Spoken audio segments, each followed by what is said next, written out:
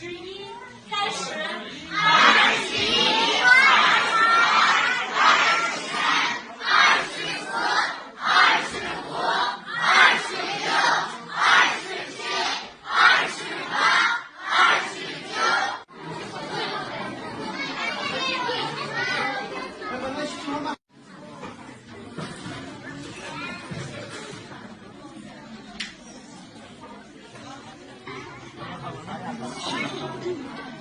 Ders ötkende bir kichkina farklı kalmış altı koymuşsun öğrenmekte diyekiler.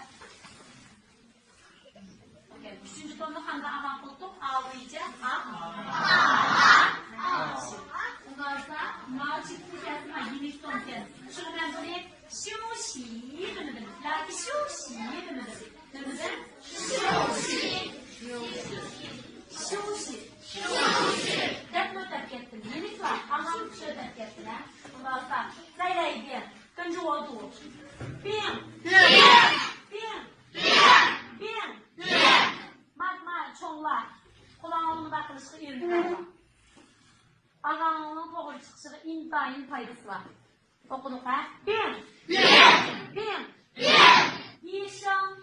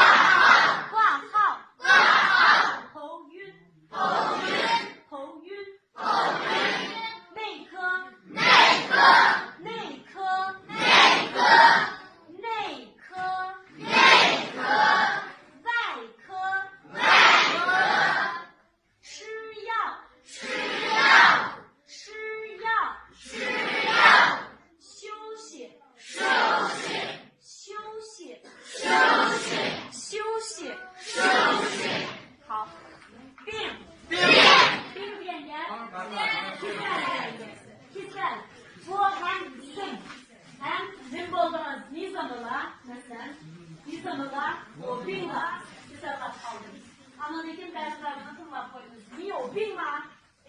Mesela aşı diğer kız dersi takılsa ben de ders